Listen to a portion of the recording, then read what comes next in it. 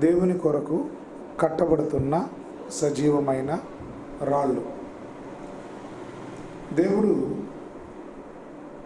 తన యొక్క గ్రంథాన్ని రాస్తూ వాటిని 66 పుస్తకాలుగా ఆయన క్రోడీకరించి అందులో ఉన్నటువంటి మాటలు ఎవరిని ఉద్దేశించి వ్రాయబడ్డాయి అని మనం ఆలోచిస్తే కేవలం తన స్వరూపమందు తన పోలికగా పుట్టినటువంటి మనుషుల్ని ఉద్దేశించి మాత్రమే అవి వ్రాయబడ్డాయి అన్న సంగతిని మనం గుర్తించాలి. దేవుడు ఒక పక్షిని గురించి మాట్లాడినా, ఒక చెట్టుని గురించి మాట్లాడినా, లేక ఒక విత్తనాన్ని గురించి మాట్లాడినా, దేని గురించి మాట్లాడినా అవి మనుషులతో పోలుస్తూ ఆయన మనుషులను సరిచేయాలన్న ఉద్దేశంతోనే ఆయన మాట్లాడుతూ ఉన్నాడు. ఈరోజు దేవుడు మనలను కట్టడానికి ఉపయోగించే రాళ్ళు లేక రాయి అనేటువంటి ఆ రాయితో తన పిల్లలను పోలుస్తూ మీరు ఎలా ఉండాలి అంటే కట్టడానికి ఉపయోగించే రాళ్ళుగా ఉండాలి. రాళ్ళు అనగా ఈ లోకంలో మనం ఇల్లు కట్టడానికి ఉపయోగించే జీవము లేనటువంటి రాళ్ళుగా మీరు ఉండకూడదు, కానీ ఆత్మ సంబంధమైనటువంటి దేవునికి మందిరాన్ని కట్టడానికి మీరు సజీవమైనటువంటి రాళ్ళు అంటున్నారు. జీవము కలిగి బ్రతుకుతున్నటువంటి సజీవమైన రాళ్ళు అని ఆయన చెబుతూ ఉన్నాడు. సంఘములో చేర్చబడిన ప్రతి ఒక్కరిని దేవుడు సజీవమైన రాళ్ళుగా పోలుస్తూ మీరు ఒకరాయి మీద ఒకరాయి కట్టుబడి ఆ యొక్క కట్టడము మందిరము లేక ఇల్లు అందులో నేనుండాలి. ఆ యొక్క కట్టడము నేను కడతాను, లేదా బోధకులు అనబడేవారు కడతారు. మనమందరము రాళ్ళు. దేవునికి ఒక మందిరము కావాలి, ఆయన నివసించడానికి, అందులో దేవుడు ఉండాలి అన్నది దేవుని యొక్క ఉద్దేశం. కట్టడానికి రాళ్ళు ఉన్నాయి, మంచిది. ఆ కట్టడము దేని మీద కట్టాలి? ఏదైనా ఒక ఇల్లు కట్టాలన్నా, ఒక మందిరం కట్టాలన్నా, ఒక బ్రిడ్జి కట్టాలన్నా ప్రతి దానికి పునాది అనేది చాలా అవసరం. దానినే ఫౌండేషన్ అంటారు, పునాది. ఈ పునాది లేనిదే ఏ కట్టడమును కట్టలేము. ఒకవేళ కట్టినా అది పడిపోతుంది. ఎందుకనగా బైబిల్ గ్రంథంలోనే ఒక మంచి ఉదాహరణ ఉన్నది. ఒకడు తన ఇంటిని కట్టాడు. ఎక్కడ కట్టాడు అనగా బండ మీద కట్టాడు. మరి ఒకడు తన ఇంటిని కట్టాడు. ఎక్కడ కట్టాడు అనగా ఇసుక మీద కట్టాడు. ఈ రెండు కట్టడాలను మనం చూస్తూ ఉన్నాం. చూడ్డానికి రెండు కట్టడాలు బాగానే ఉన్నాయి.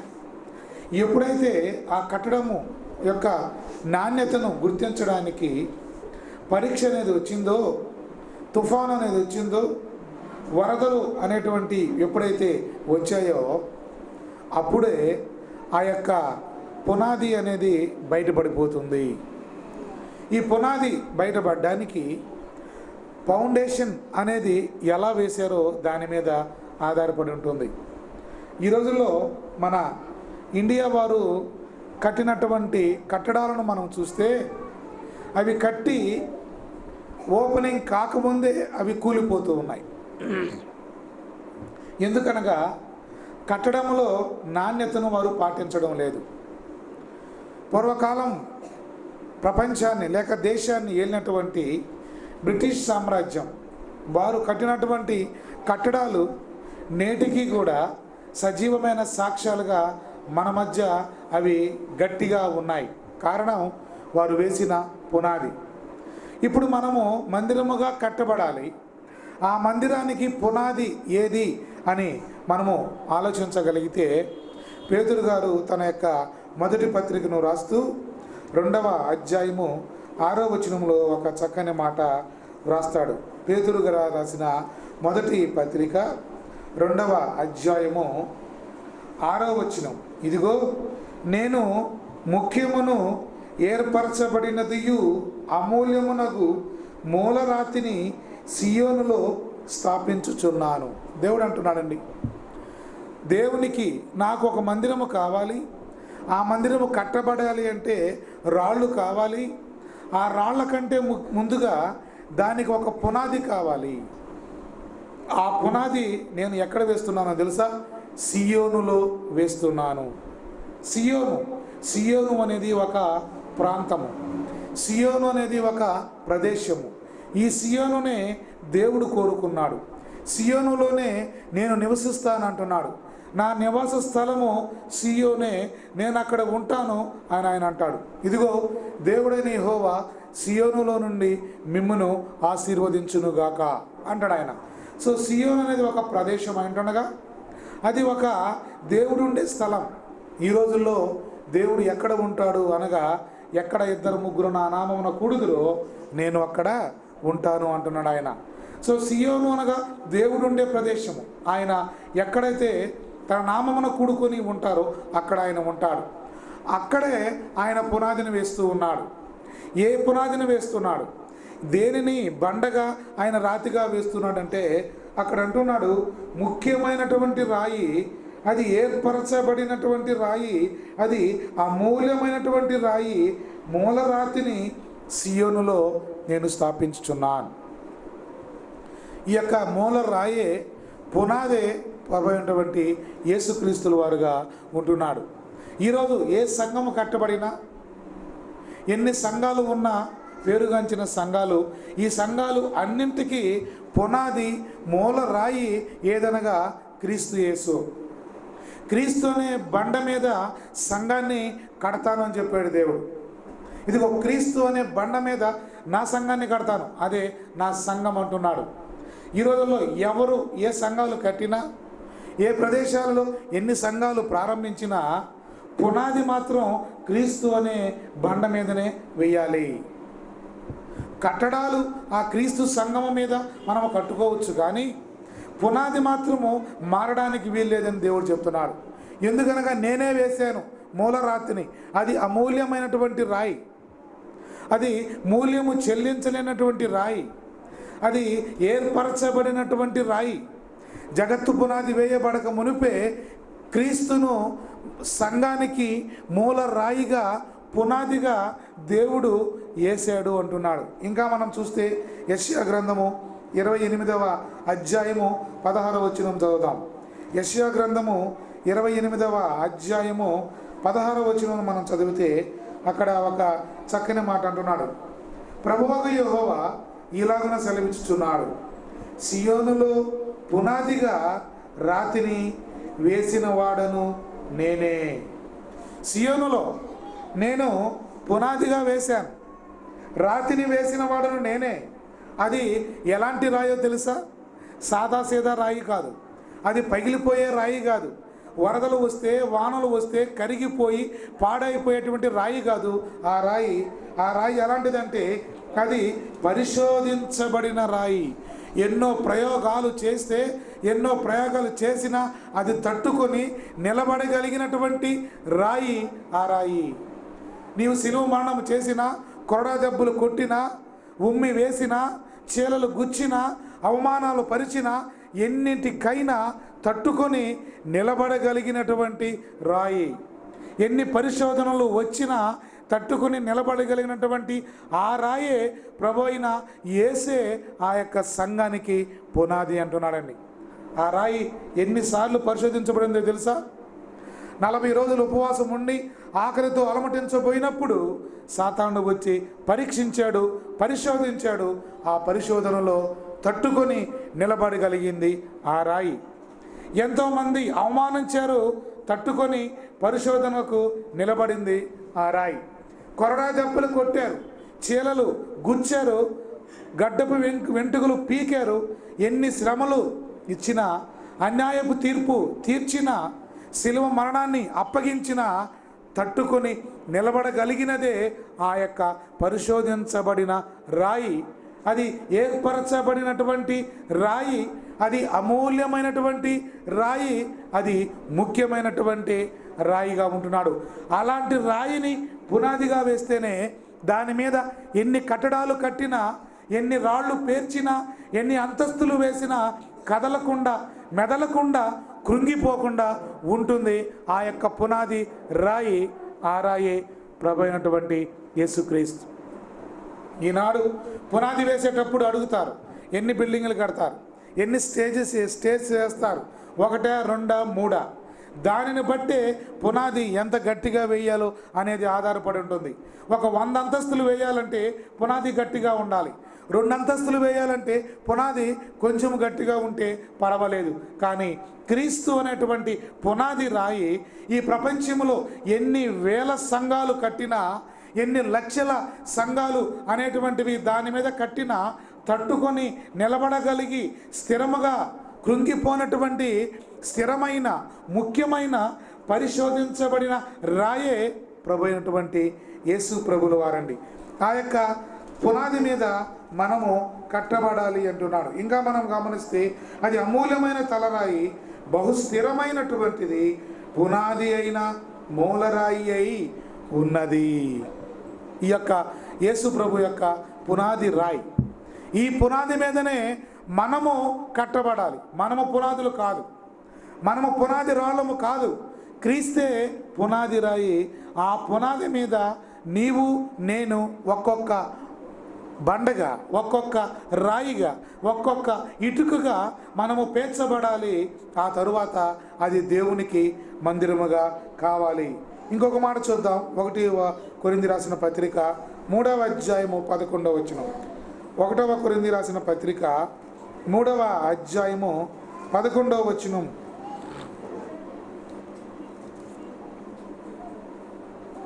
వేయబడినది తప్ప మరి యొక్క పునాది ఎవడునో వేయనేరడు. ఆ పునాది క్రీస్తు యేసే. దేవుడు ఆల్రెడీ వేశాడు పునాది. ఆ వేయబడిన పునాది తప్ప వేరొకడు పునాది వేయడానికి వీలు లేదు. సంఘాలు ఎన్ని ఉన్నా, సంస్థలు ఎన్ని ఉన్నా, నువ్వు ఏ సంఘాన్ని కట్టినా పునాది మాత్రం క్రీస్తు. ఆ పునాది తప్ప వేరొక పునాది వేయడానికి వీలు లేదు. ఆ పునాది మీదనే కట్టడాలు కట్టవలసిన అవసరత ఎంతైనా ఉంది ప్రియమైన వాళ్ళరా. ఈ క్రీస్తు అనేటువంటి బండ మీద, పునాది మీద సంఘము కట్టబడాలి. విశ్వాసులుగా ఉంటున్న మనము, రాళ్ళగా ఉంటున్న మనము దాని మీద కట్టబడే వారముగా ఉండాలి. పునాది చక్కగా ఉంది, అది స్థిరమైనది, పరిశోధించబడినది, అమూల్యమైనది, అది ఏర్పరచబడిన పునాది. It's a perfect foundation. But what about రాళ్ళు పరిస్థితి? పునాది చక్కగా ఉంది, కట్టడానికి రాళ్ళు కావాలి. ఆ రాళ్ళు ఎలాంటి రాళ్ళు కావాలి దేవునికి? అందుకే అంటున్నాడు, ఆత్మ సంబంధమైన కట్టడానికి మీరే సజీవమైన రాళ్ళుగా ఉండాలి అంటున్నాడు.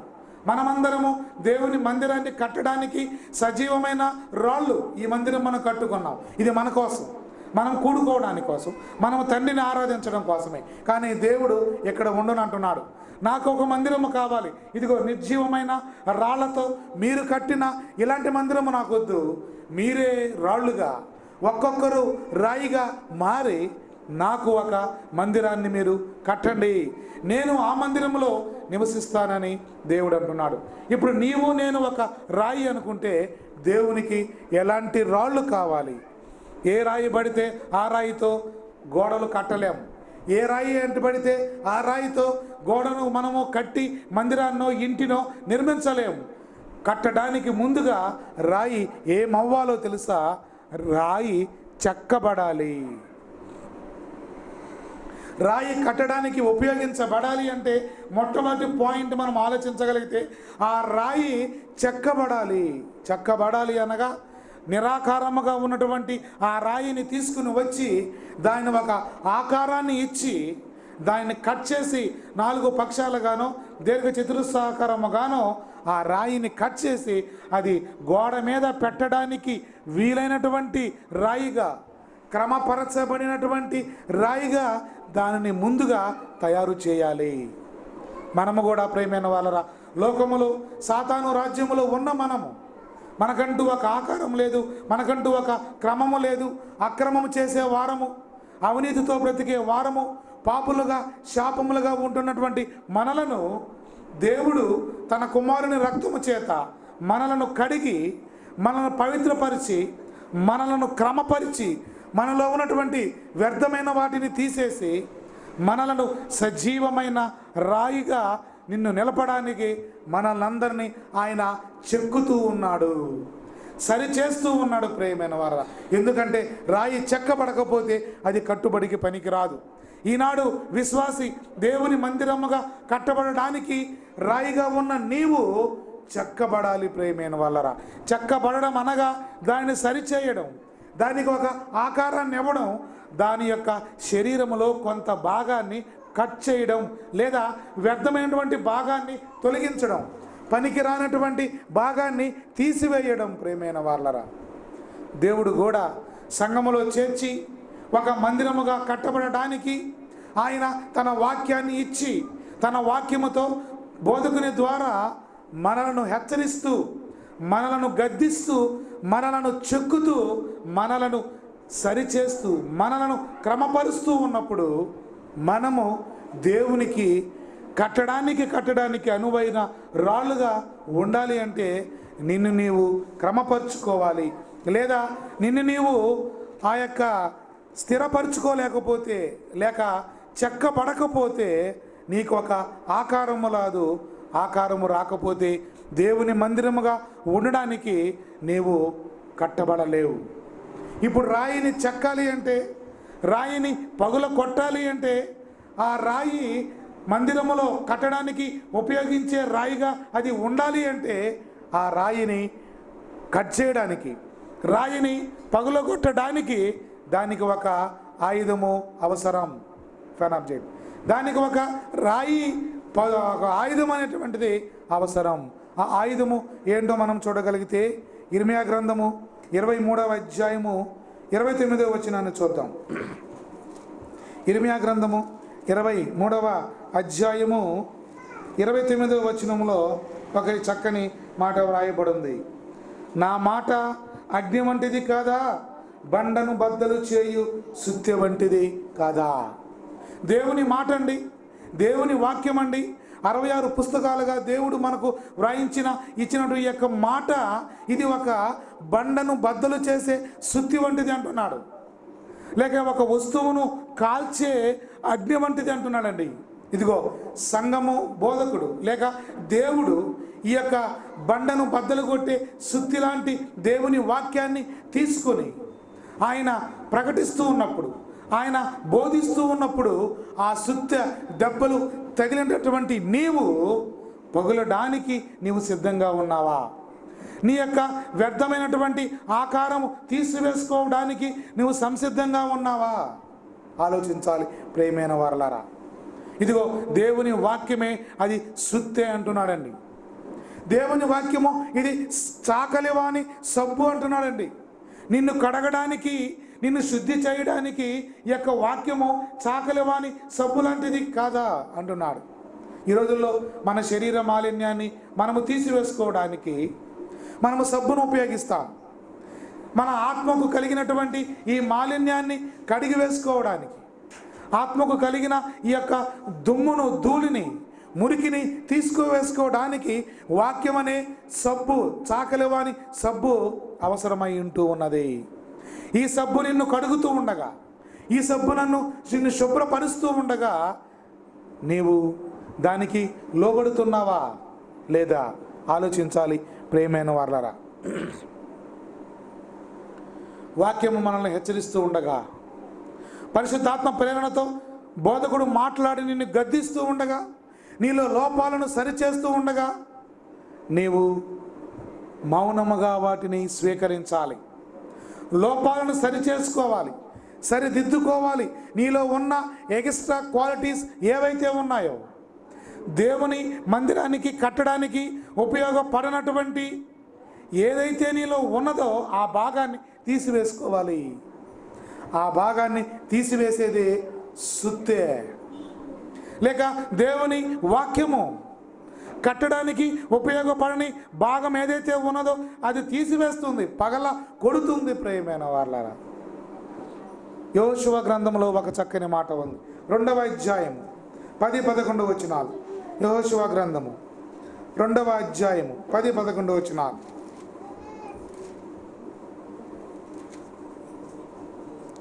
మీరు ఐగుప్తు దేశములో నుండి వచ్చినప్పుడు మీ ఎదుట యెహోవా ఎర్ర సముద్రపు నీరును ఎలాగూ ఆరిపోజేసెనో యొర్దాను తీరమునున్న అమోరీయుల ఇద్దరు రాజులైన సీహోగునుగును ఓగుగును మీరేమి చేసితిరో అనగా మీరు వారిని ఎలాగూ నిర్మూలము చేసితిరో ఆ సంగతి మేము వింటిమి.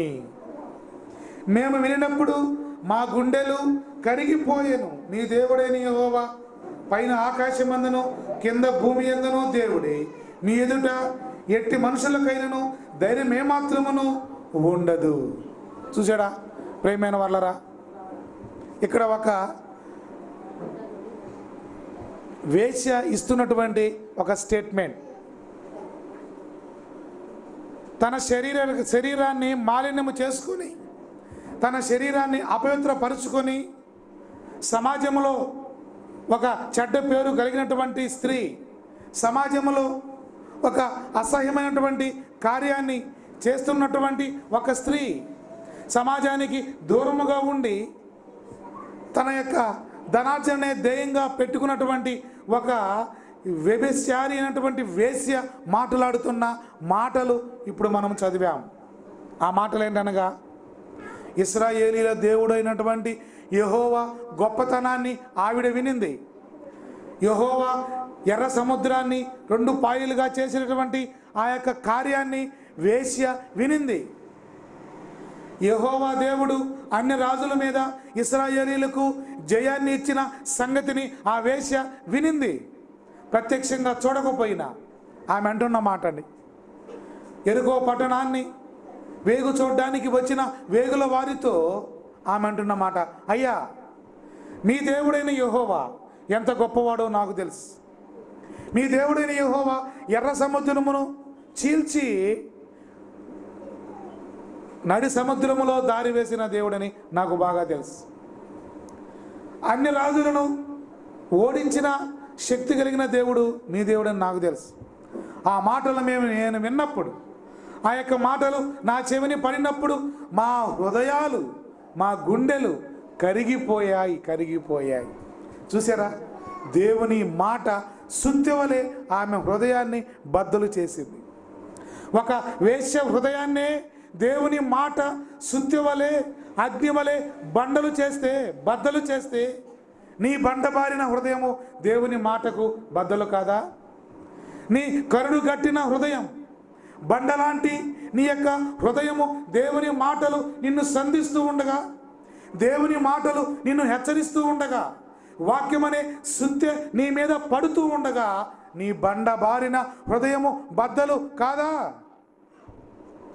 వేశ్య కంటే భయంకరులమా మనం? ఒక వేశ్య మనసే కరిగిపోయిందండి. వేశ్య హృదయము బండబారిన హృదయము, అది శుతిమెత్తని హృదయము కాదు.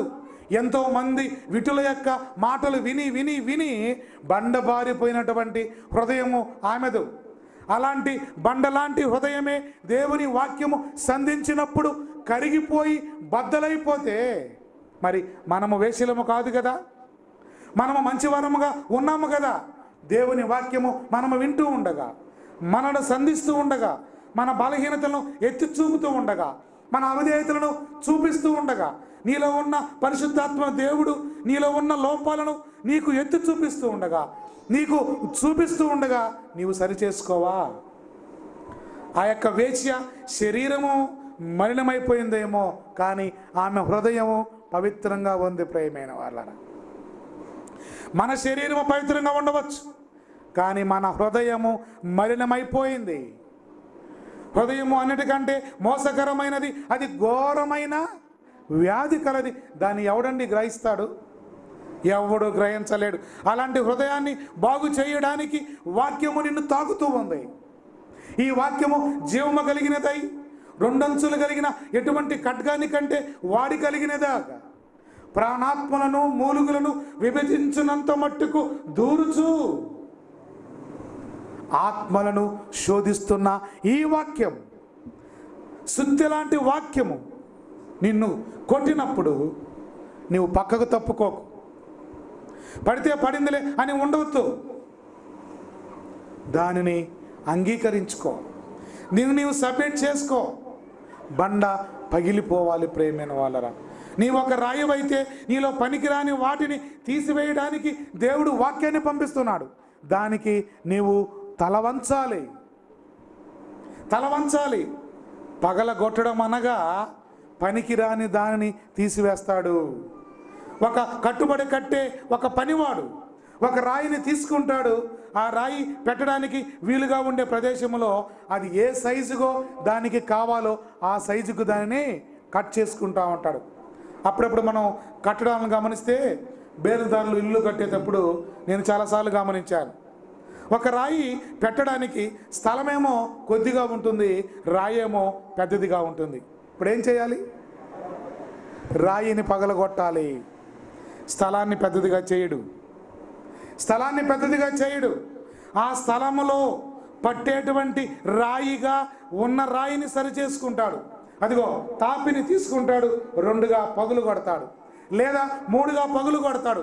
ఆ గ్యాప్లో ఏ రాయి అయితే పడుతుందో ఆ రాయినే పెట్టడానికి ప్రయత్నిస్తాడు. ఇప్పుడు బేల్దారి ఆ రాయిని తీసుకొని కొడుతూ ఉండగా, అయ్యా నన్ను కొట్టొద్దయ్యా, అయ్యా నన్ను చంపొద్దయ్యా అని ఆ రాయి అంటే కట్టడము ముందుకు సాగేనా? కట్టేవాడి ఇష్టం.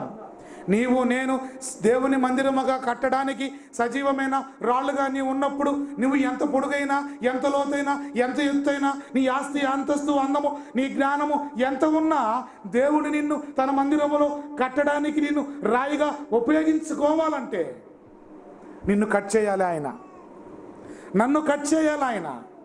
ఆయనకు పనికి రానివి భాగాలు నీలో ఎన్ని ఉన్నాయో, శరీర కార్యాలు ఎన్నో ఉన్నాయి మనలో. నీలో ఉన్న ఎక్స్ట్రా పార్ట్ని దేవుడు కట్ చేయాలి.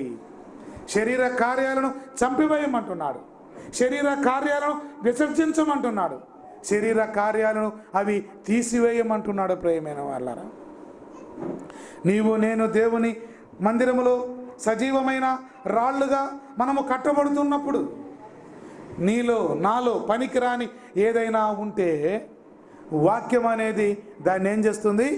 పగుల కొడుతుంది. ఎందుకనగా వాక్యము సుత్తి లాంటిది. ఆ తర్వాత వాక్యము అగ్ని వంటిది కాదా? వాక్యం అంట అగ్ని వంటిది, కాల్చేదండి ఇది.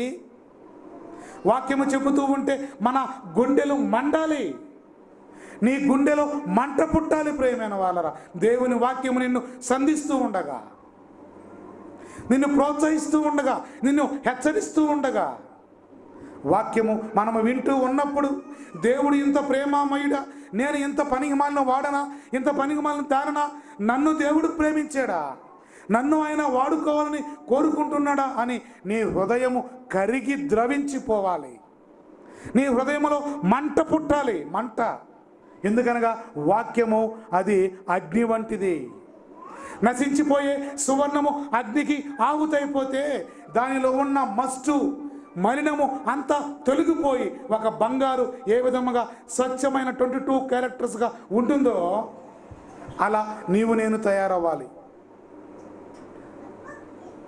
1 గ్రాము బంగారు రావాలి అంటే 1 ట్రక్కు మట్టి కావాలట. గ్రాము బంగారు రావాలి అంటే 1 ట్రక్ అనగా 1 లారీ మట్టి తవ్వాలి. ఈ మట్టి తవ్వితే రాదు. బంగారు గనులు ఉంటాయి. ఆ బంగారు గనులలో ఆ లోపలికి వెళితే బంగారు గని ఉంటుంది. ఆ మట్టిని తవ్వాలి. ఆ మట్టిని తీసి 1 లారీ మట్టిని తీసి దాన్ని అగ్నికి ఆహుతి చేసి మండిస్తే అనేక సార్లు చివరిగా తేలేది 1 గ్రాము బంగారమే. 1 లారీ లాంటి మనస్తత్వము, అవిధేయతలు మనలో ఉన్నాయి. దేవునికి నీవు కట్టడానికి ఉపయోగపడాలి అంటే నిన్ను సరిచేయాలి అంటే, నిన్ను కాల్చాలి, నిన్ను బద్దలు కొట్టాలంటే నువ్వు పనికొచ్చేది 1 గ్రాము బంగారం మాత్రమే. నీలో పనికొచ్చేది దేవునికి ఒకే ఒక్కటే, ఆ కొద్దిగా ఎంతో, దానికోసమే దేవుడు నిన్ను కోరుకుంటున్నాడు. మనలో ఏ మంచితనము లేదు, మనలో ఏ యొక్క గొప్పతనము లేదు ప్రియమైన వాళ్ళరా. మనమందరము పనికి మాలినటువంటి వారము, అవిధేయులము, దేవునికి దూరస్తులము, పాపులము, పవిత్రులము కాదు మనము.